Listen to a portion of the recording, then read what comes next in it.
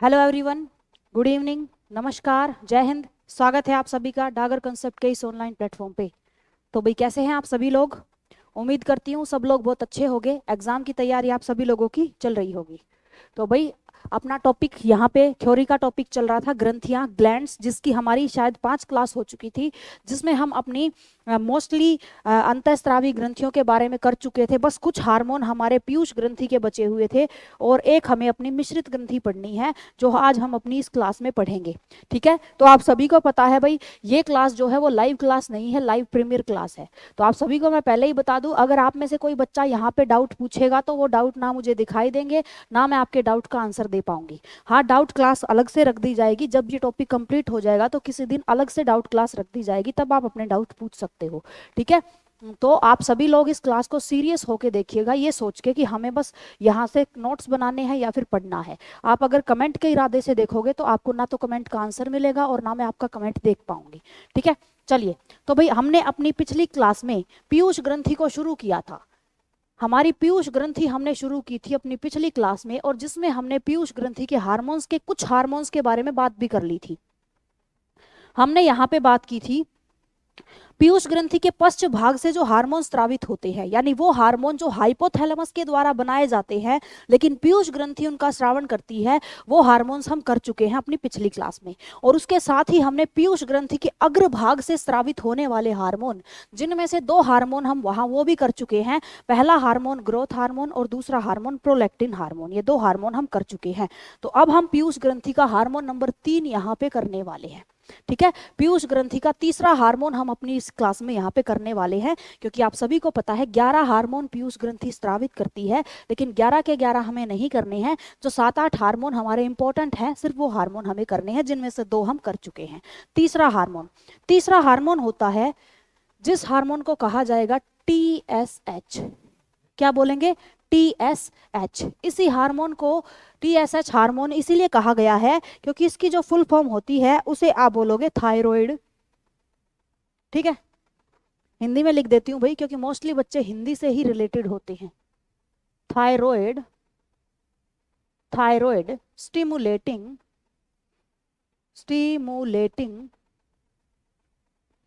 Hormone.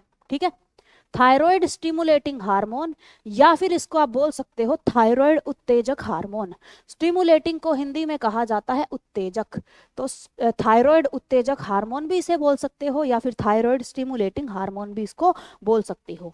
अब नाम से ही आपको पता चल रहा होगा कि कहीं ना कहीं ये हार्मोन थायराइड ग्रंथि को इफेक्ट करता होगा। तो ये जो हार्मोन होता है उसका सीधा सीधा प्रभाव हमारी थायराइड ग्रंथि पर ही पड़ता है, यानी थायराइड ग्रंथि को कब थायरोक्सिन बनाना है, कब कैल्सीटोनिन बनाना है, ये हार्मोन निर्धारित करता है TSH हार्मोन। ठीक है, तो इसके बारे में ये लिख लेंगे कि यह हार्मोन थायराइड ग्रंथि को, थायराइड ग्रंथि पर नियंत्रण करता है। ठीक है, थायराइड ग्रंथि पर नियंत्रण करता है। अब नियंत्रण करने का मतलब क्या है? नियंत्रण करने का मतलब यही है कि थायराइड को कब अपने हार्मोन बनाने हैं और कब उनका हार्मोन बनाने की प्रक्रिया को रोक देना है। यही प्रक्रिया कहलाती है कंट्रोलिंग। ठीक है, कंट्रोलिंग प्रोसेस। और उसको कौन सा हार्मोन करता है? अपना TSH hormone, thyroid stimulating hormone. ठीक है, तो आप सभी लोगों को ये चीज समझ में आ गई होगी। इस हार्मोन का बस यही काम है। ठीक है, दूसरा एक चीज और आप इसके बारे में लिखेंगे, TSH हार्मोन हमेशा विषम अनुपाती होता है आपकी थायराइड ग्रंथि के। ठीक है, या फिर आप इसको बोल सकते हो कि जो आपका थायरोक्सिन हार्मोन होता है, थायराइड ग्रंथि का जो मुख्य हार्मोन है, उस हार्मोन को आपने क्या नाम दिया था? Thyroxine hormone. तो TSH हार्मोन हमेशा थायरोक्सिन हार्मोन का विषम अनुपाती होता है। अब आप सभी को पता है कि विषम अनुपाती का मतलब है जब कोई संख्या इस तरह से दी गई हो कि यहाँ पे बटे में दी गई है, तो इसका मतलब है कि इधर वाली संख्या में इधर वाली किसी भी वस्तु की मात्रा में अगर वृद्धि होगी तो इसमें आपको गिरावट देखने को मिलेगी। अगर इधर आपको गिरावट देखने को मिलेगी तो इधर फिर क्या हो जाती है? वृद्धि। यानी इनके बीच में उल्टा संबंध होता है, एक चीज बढ़ेगी तो दूसरी घटेगी। अब देखो, सीधी सीधी बात है। सबसे पहले पीयूष ग्रंथि अपना हार्मोन टीएसएच हार्मोन निकालेगी और उस हार्मोन को निकालकर भेज देगी थायराइड ग्रंथि के पास। अब जब टीएसएच हार्मोन बना है उस समय थायराइड तो अपना हार्मोन बना ही नहीं रही है, वो तो आराम से विश्राम की अवस्था में बैठी हुई है। अब ये जैसे ही ये टीएसएच हार्मोन जाएगा आपकी थायराइड ग्रंथि के पास, उस समय टीएसएच हार्मोन तो भाई खूब सारा है, क्योंकि अभी अभी बना के पीयूष ग्रंथि ने इसको भेजा है तो इसकी मात्रा तो ज्यादा है। ये जाएगा थायराइड ग्रंथि के पास। जब ये पहुंचा उस समय तक थायराइड ग्रंथि ने कोई हार्मोन बनाया ही नहीं था, इसका मतलब उसके द्वारा बनाए गए हार्मोन थे ही नहीं। अब धीरे धीरे जैसे जैसे ये ग्रंथि अपने हार्मोन बनाना शुरू कर देगी, टीएसएच का काम हो चुका है। उसका काम ही बस ये था कि इस ग्रंथि को सूचित कर दो कि भाई अब हार्मोन बनाने का समय हो चुका है। जैसे ही इसकी सूचना इस तक पहुंच जाएगी, ये अपना काम शुरू कर देगी। ये हार्मोन धीरे धीरे करके अपने आप आपके शरीर में कम होता चला जाएगा। तो इस तरह से टीएसएच हार्मोन और थायरोक्सिन हार्मोन का संबंध जो होता है वो एक दूसरे से विषम अनुपाती होता है, एक दूसरे से विपरीत होता है। ठीक है, चलिए अब नंबर 4 हार्मोन आपका कर लेते हैं, जिसे आप बोलोगे ACTH hormone. ACTH hormone, ACTH hormone full form होती है एड्रीनो कोर्टिकोट्रोपिक हार्मोन। ठीक है, एड्रीनोकोर्टिकोट्रोपिक हार्मोन। ठीक है, एड्रीनोकोर्टिकोट्रोपिक हार्मोन, ये हार्मोन है अपना नंबर 4 हार्मोन। अब आपके नाम से ही संबंधित है भाई। सबसे पहले आपको पीयूष ग्रंथि ना करवाने का रीजन यही था कि जब सारी ग्रंथियों को पहले पढ़ लोगे तो उनके हार्मोन आपको सबके पता होंगे, ताकि पीयूष ग्रंथि के जब हार्मोन पढ़े तो उन ग्रंथियों के हार्मोन आपको पहले से ही दिमाग में क्लिक हो, आपको उनके बारे में करने में दिक्कत ना आए।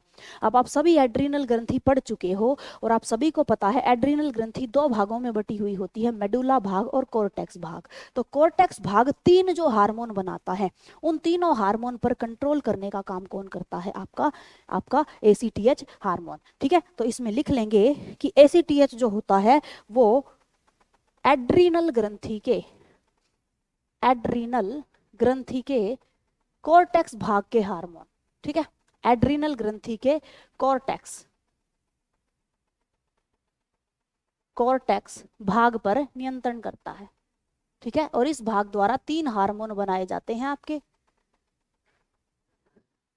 मिनरलोकोर्टिकोइड, ग्लूकोकोर्टिकोइड और एंड्रोजन। जो 3 हार्मोन होते हैं उस भाग पर नियंत्रण करता है एसीटीएच हार्मोन। ठीक है, बस इसका यही काम है।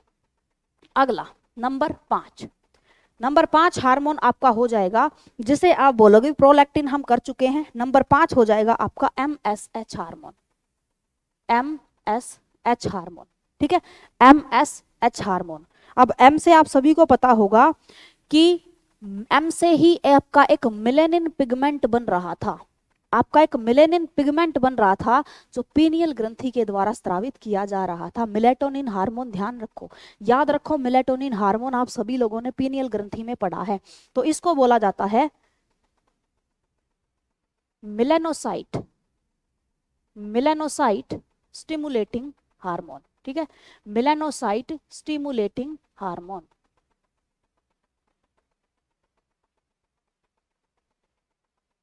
ठीक है, मेलानोसाइट स्टिमुलेटिंग हार्मोन, ये हार्मोन होता है एमएसएच हार्मोन। और इसका काम क्या है भाई? आपकी जो ग्रंथि होती है, आपकी पीनियल ग्रंथि होती है, उसको मेलेनिन बनाने के लिए मजबूर करता है।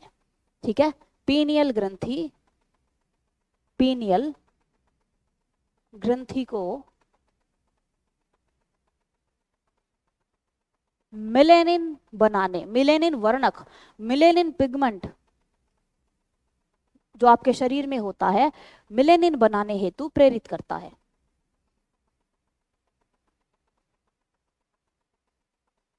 ठीक है, मेलेनिन बनाने हेतु प्रेरित करता है ये आपका हार्मोन। ठीक है, इसका काम बस एक ही है, एमएसएच हार्मोन का। अगला हार्मोन करते हैं हम अपना नंबर 6 हार्मोन। नंबर 6 हार्मोन, जिसे आप बोलेंगे जीसीटीएच हार्मोन। जीसीटीएच हार्मोन, और जीसीटीएच का मतलब होता है गोनेडोकोर्टिकोट्रोपिक हार्मोन। ठीक है, गोनेडोकोर्टिकोट्रोपिक हार्मोन, ये है अपना हार्मोन नंबर 6। ठीक है, हार्मोन नंबर 6। अब देखो गोनेडो, आप सभी को मैंने लिंग ग्रंथियों में लिखवाया था ये बात कि लिंग ग्रंथियों को गैमेट ग्रंथियां भी बोलते हैं और इनको गोनेड ग्रंथियां भी बोलते हैं। तो यहाँ से जो ये गोनेडो शब्द आया है, इससे आप अच्छे से समझ सकते हो कि ये हार्मोन कहीं ना कहीं जनन ग्रंथियों को प्रभावित करता होगा। यानी ये हार्मोन क्या करता है, जनन जनन ग्रंथियों को प्रभावित करता है, जनन ग्रंथियों को पर नियंत्रण करता है कि कब उनको कौन सा हार्मोन बनाना है। ठीक है, अब ये नर हो या मादा हो, दोनों को समान रूप से प्रभावित करेगा, दोनों के की ग्रंथियों के हिसाब से रिएक्ट करता है जीसीटीएच हार्मोन। ठीक है, तो यहाँ तक की चीजें आप सभी लोगों को समझ में आ गई होंगी। अब भाई आप इस वीडियो को नोट्स बना रहे हो तो आप इसको, क्योंकि आपके पास ऑप्शन है, आप बाद में इसको डबल स्पीड करके या फिर स्पीड स्लो करके जैसे भी आपको सूटेबल लगेगा आप कर देंगे। ठीक है, जैसे आपको सही लगेगा। अब देखो, जो अपना ये जीसीटीएच हार्मोन होता है, इस हार्मोन को आगे चल के दो हिस्सों में बांट दिया जाता है। भाई सीधी सीधी बात है, नर की जनन ग्रंथियां अलग प्रकार की होती हैं, मादा की जनन ग्रंथियां अलग प्रकार की होती हैं। तो ये सेम हार्मोन उन दोनों ग्रंथियों से अलग अलग हार्मोन कैसे बनवा लेगा? क्योंकि नर में तो बनता है टेस्टोस्टेरोन, मादा में बनता है एस्ट्रोजन प्रोजेस्टेरोन। तो ये सेम जो अपना हार्मोन है, ये दोनों से अलग अलग काम कैसे करवा सकता है? तो इसको अपना रूप चेंज करना पड़ेगा, अपनी प्रकृति बदलनी पड़ेगी। तो ये जो जीसीटीएच हार्मोन है, आगे चल के इसको दो हिस्सों में बांट दिया जाता है कि दो अलग अलग भागों में बट जाओ। तो देखो इसके प्रकार, जीसीटीएच जो आपका हार्मोन है आगे चल के दो हार्मोन्स में बट जाता है, या फिर आप यूं कह सकते हो इसी हार्मोन के दो अलग टाइप बन जाते हैं। पहला जिसे आप बोलेंगे एलएच हार्मोन और दूसरा जिसे आप बोलेंगे एफएसएच हार्मोन। ठीक है, एलएच हार्मोन और एफएसएच हार्मोन। एलएच, एलएच का मतलब होता है ल्यूटिनाइजिंग, ल्यूटिनाइजिंग हार्मोन। ठीक है, एलएच का मतलब क्या है, ल्यूटिनाइजिंग हार्मोन। एल का मतलब ल्यूटिनाइजिंग और एच का मतलब होता है हार्मोन। ठीक है, ल्यूटिनाइजिंग हार्मोन। इसका एफएसएच का मतलब होता है आपका follicle stimulating hormone. Follicle, follicle stimulating hormone.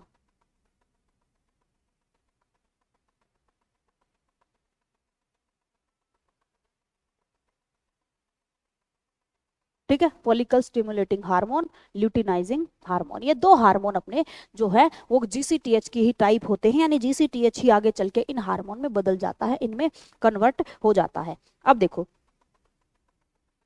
काम क्या है इनके, क्या क्या काम करते हैं? तो देखो जो आपका एलएच हार्मोन होता है, जो आपका एलएच हार्मोन होता है, ये हार्मोन एल से ल्यूटिनाइजिंग, एल से ही लेडीज यानी महिलाओं में ये ज्यादा क्रियाशील पाया जाता है।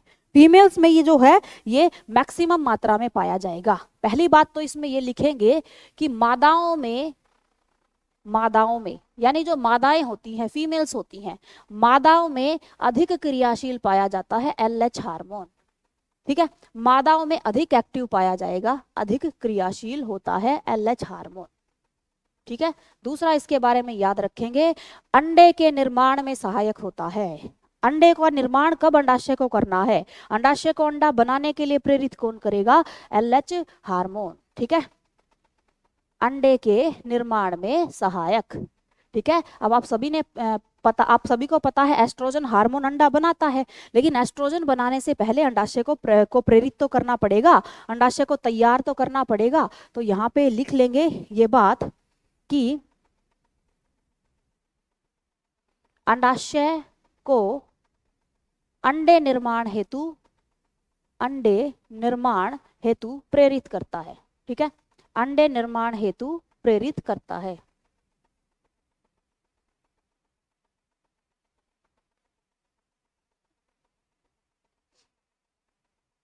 अंडे बनाने के लिए प्रेरित करेगा आपका ल्यूटिनाइजिंग हार्मोन। दूसरा, दूसरा हार्मोन होता है अपना फॉलिकल एफएसएच हार्मोन। अब ये हार्मोन दोनों में समान रूप से पाया जाएगा, यानी नर व मादा दोनों में समान रूप से क्रियाशील है तो ये भी दोनों में, पर ये इसमें पुरुषों में इसका लेवल बहुत डाउन होता है, ठीक है, लेकिन नर व मादा दोनों में क्रियाशील रहता है, दोनों में समान रूप से क्रियाशील रहेगा आपका FSH हार्मोन, ठीक है, दोनों में समान क्रियाशील।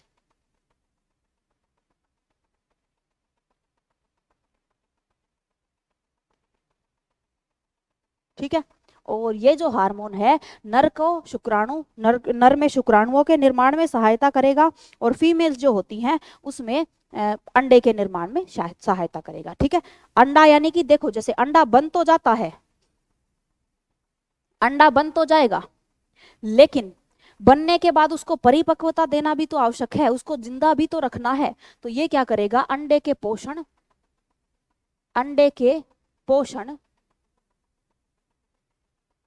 व निर्माण में सहायक, ठीक है, पोषण व निर्माण में सहायक।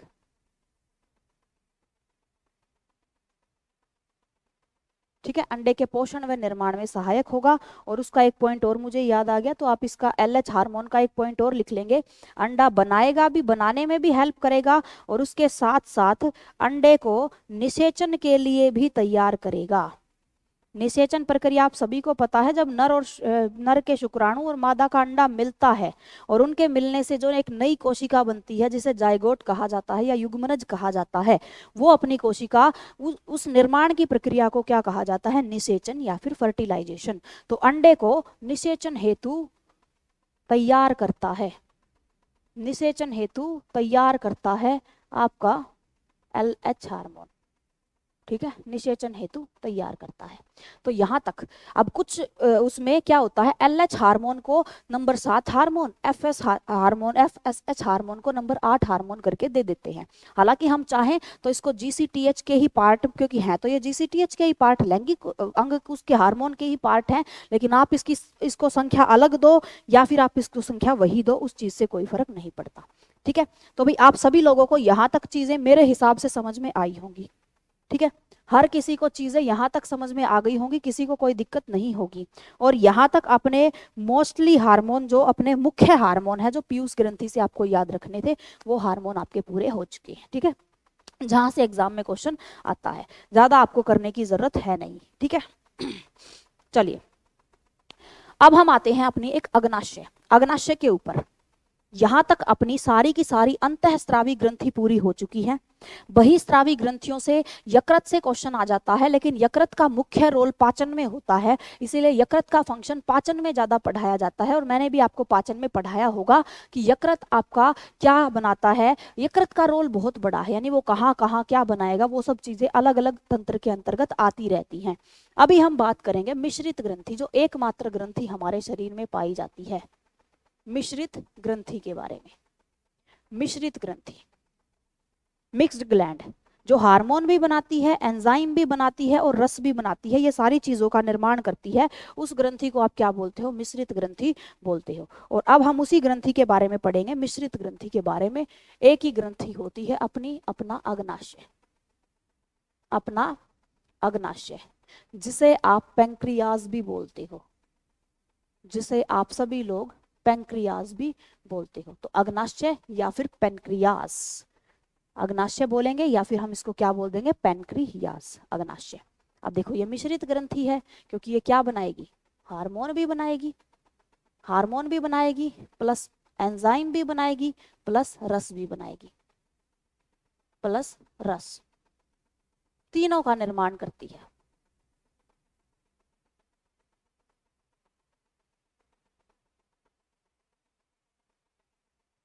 ठीक है, तीनों चीजों का निर्माण करता है आपका अग्नाशय।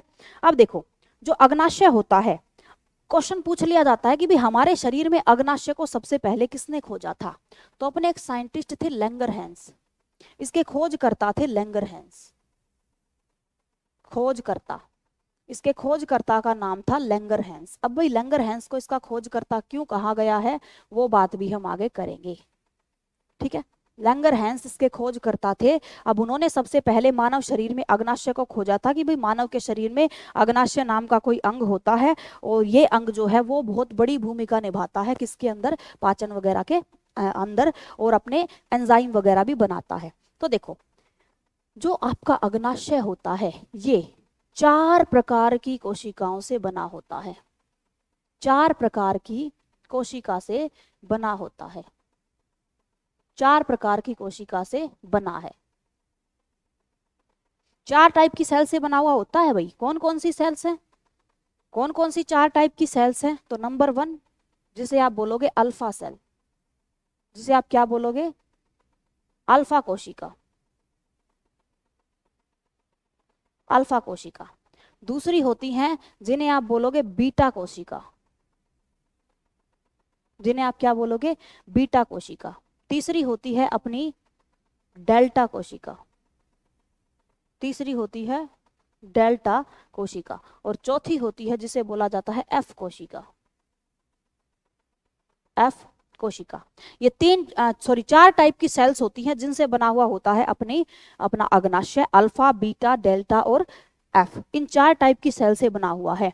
अब इन 4 कोशिकाओं में से जो ऊपर वाली 3 कोशिकाएं हैं, अल्फा, बीटा और डेल्टा, ये तीनों की तीनों कोशिकाएं जो होती हैं वो क्या बनाती हैं? आपके हार्मोन।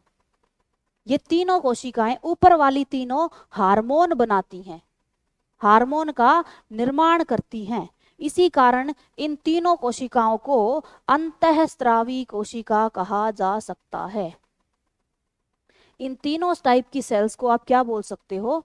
अंतःस्रावी कोशिका। की ये अंतःस्रावी कोशिका होती हैं, क्योंकि अंतःस्रावी कोशिकाएं ही तो हार्मोन बनाती हैं। तो इन कोशिकाओं को हम क्या बोल सकते हैं?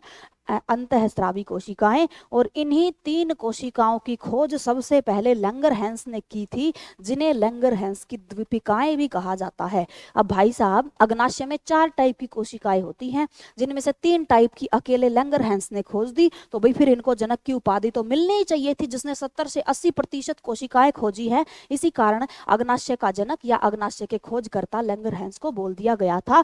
तो भाई आपसे क्वेश्चन पूछ लिया जाए कि लैंगरहैंस की द्वीपिकाएं कौन से अंग में पाई जाती हैं? तो किस अंग में पाई जाती हैं? अग्नाशय में। कौन कौन सी कोशिकाओं को लैंगरहैंस की द्वीपिका बोलोगे? अल्फा कोशिका, बीटा कोशिका और डेल्टा कोशिका। ठीक है, इन्हें लैंगरहैंस की द्वीपिकाएं भी कहा जाता है। ठीक है, द्वीपिकाएं भी कहते हैं।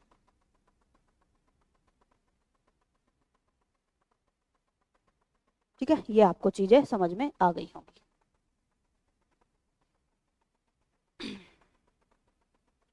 अब आगे देखो, ये जो एक कोशिका बची है हमारी एफ कोशिका, भाई ऊपर वाली तीनों ने तो हार्मोन बना दिए, नीचे वाली एफ कोशिका क्या बनाएगी? तो ये कोशिका बनाती है एंजाइम व रस। ठीक है, एंजाइम व रस बनाती है, इसका निर्माण करती है। रस और एंजाइम का निर्माण एफ कोशिका द्वारा होता है और हार्मोन का निर्माण अल्फा, बीटा और डेल्टा कोशिका के द्वारा होता है। अब ये बनाती है एंजाइम और रस। तो एंजाइम और रस बनाने वाली कोशिकाओं को हम बहिस्त्रावी कोशिका में, बहिस्त्रावी ग्रंथि में रखते हैं। इसी कारण इन कोशिकाओं को बहिस्त्रावी कोशिका बोला जाता है। इनको क्या बोला जाता है? बहिस्त्रावी कोशिका।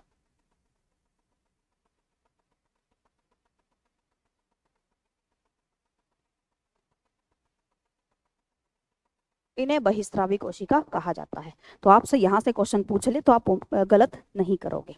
ठीक है, अब हम आते हैं इसके हार्मोन्स के ऊपर। ठीक है, अब आते हैं हार्मोन्स के ऊपर कि कौन से हार्मोन बनते हैं इसके द्वारा। अग्नाशय के हार्मोन, क्योंकि हम तो ग्रंथियां पढ़ रहे हैं तो हमें हार्मोन्स तो पता ही होने चाहिए कौन से हार्मोन बनते हैं इसके द्वारा। तो अग्नाशय के हार्मोन, तो भाई 3 हार्मोन बनाती है। कितने हार्मोन? 3 हार्मोन। 3 हार्मोन है जो इसके द्वारा बनाए जाते हैं। कौन कौन से हैं भाई? कौन कौन से हार्मोन है जो इसके द्वारा बनाए जाते हैं? नंबर 1 हार्मोन, नंबर 1 हार्मोन जिसे आप बोलोगे इंसुलिन। नंबर 1 हार्मोन जिसे आप क्या बोलोगे? Insulin hormone. इंसुलिन हार्मोन आप सभी ने सुन रखा होगा। आर्मी तो इस क्वेश्चन को कई बार पूछ चुकी है, इंसुलिन से संबंधित क्वेश्चन आर्मी कई बार पूछ चुकी है। तो भाई सबसे पहले इंसुलिन हार्मोन।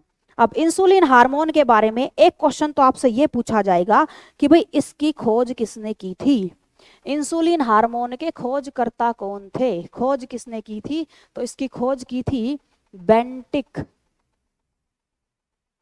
बेंटिक व बेस्ट। ठीक है, बेंटिंग व बेस्ट।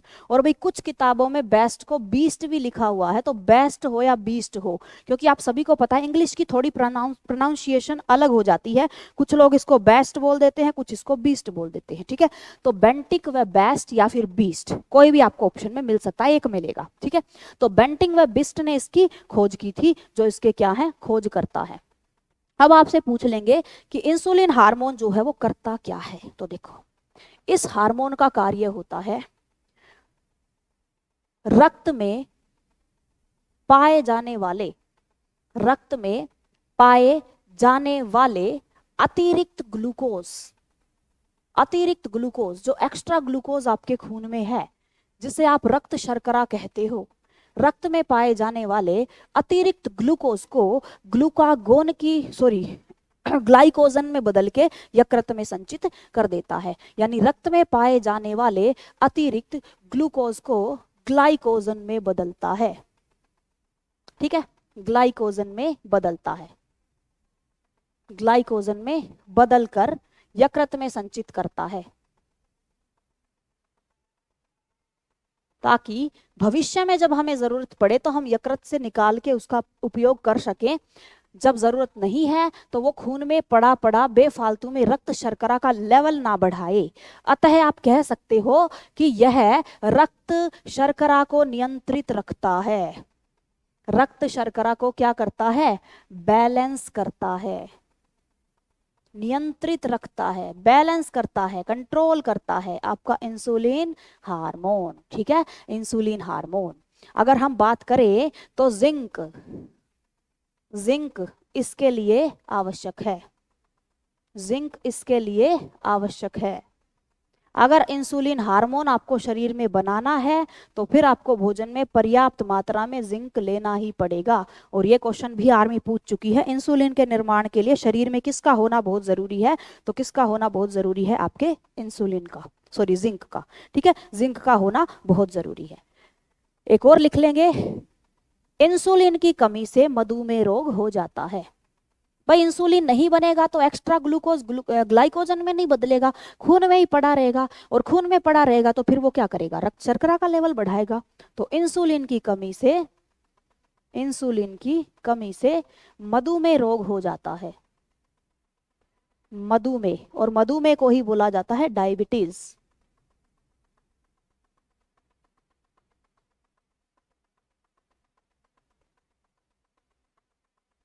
ठीक है, डायबिटीज रोग होता है मधुमेह की कमी से। ठीक है, एक क्वेश्चन और लिख लेंगे आप कि ये जो होता है अपना, भाई अल्फा बीटा और डेल्टा तीन कोशिकाएं हमने पढ़ी हैं जो हार्मोन बनाती हैं। इन तीनों कोशिकाओं में से इंसुलिन हार्मोन कौन सी कोशिकाओं के द्वारा बनाया जाता है, तो भाई लिख लेना कि ये बीटा कोशिकाएं, बीटा कोशिकाओं द्वारा, बीटा कोशिका इस हार्मोन को बनाती हैं।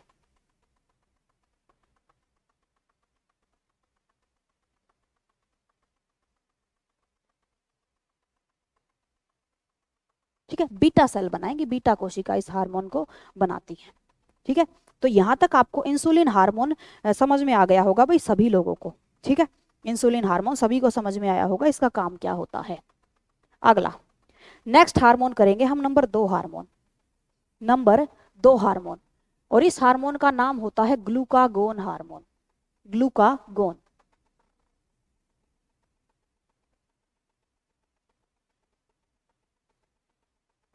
Glucagon hormone. और ये जो हार्मोन होता है, सबसे पहले तो इस हार्मोन की खोज की थी मर्लिन, मर्लिन व क्रिवाल, मर्लिन व क्रिवाल नाम के साइंटिस्ट ने सबसे पहले ग्लूकागोन हार्मोन को खोजा था।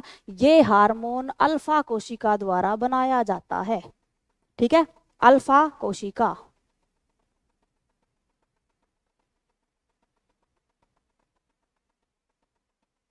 अल्फा कोशिका इसे बनाती है। बीटा कोशिकाओं ने क्या बना दिया, इंसुलिन। अल्फा कोशिका क्या बनाएंगी, ग्लूकागोन। इसका काम क्या है, ग्लाइकोजन को वापस से ग्लूकोज में बदलना, ग्लाइकोजन को ग्लूकोज में बदलना। भाई आपके इंसुलिन ने सारे अतिरिक्त ग्लूकोज को ग्लाइकोजन में बदल के यकृत में संचित कर दिया। अब जब हमें उसकी जरूरत पड़ेगी तो यकृत से उसको निकाल के वापस खून में लाने के लिए भी तो कोई हार्मोन चाहिए, और वो हार्मोन कौन सा होगा? ग्लाइकोजन। तो ग्लाइकोजन को ग्लूकोज में बदलता है। ठीक है, ग्लाइकोजन को ग्लूकोज में बदलता है आपका ये हार्मोन। इस हार्मोन का यही काम होता है। ठीक है, यही काम होता है। नंबर 3 हार्मोन, तीसरा हार्मोन है जिसे आप बोलोगे सोमैटोस्टेटिन।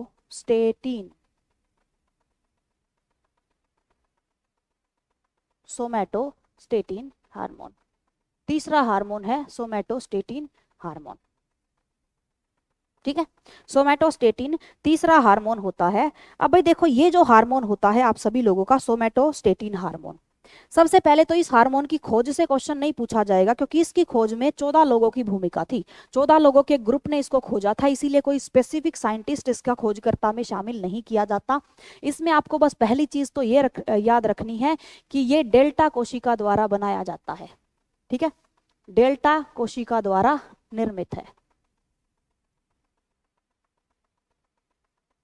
ठीक है, डेल्टा कोशिका द्वारा निर्मित होता है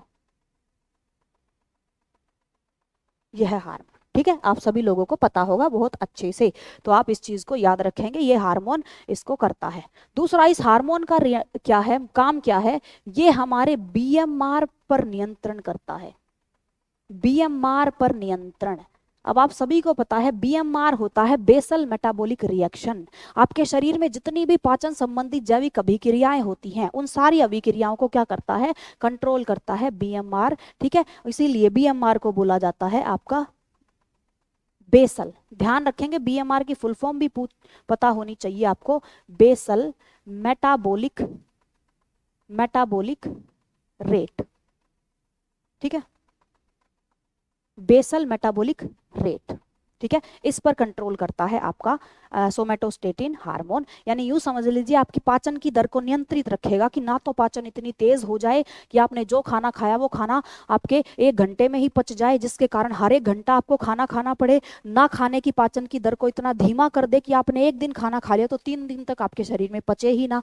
पाचन की दर को कंट्रोल करने का काम करता है सोमैटोस्टेटिन हार्मोन। ठीक है, ये 3 हार्मोन है जो अपने अग्नाशय के द्वारा बनाए जाते हैं। अब भाई इसके एंजाइम और रस मैं यहाँ नहीं करवाऊंगी, क्योंकि वो मैं करवाती हूँ पाचन के दौरान, क्योंकि इसके रस और एंजाइम की भूमिका पाचन में होती है, इसीलिए पाचन में इसके एंजाइम और रस करवाए जाते हैं। ठीक है, तो हार्मोन से क्वेश्चन आपसे पूछ लिया जाए तो उम्मीद करती हूँ कि आपके लिए क्लासेस यूजफुल रहेगी और आप इस चीज़ को अच्छे से समझेंगे, नोट्स वगैरह बनाएंगे तो आपके एग्जाम के लिए क्लास काफ़ी हेल्पफुल रही होगी। ठीक है, तो मिलते हैं आपसे अपनी अगली क्लास में एक नए टॉपिक के साथ।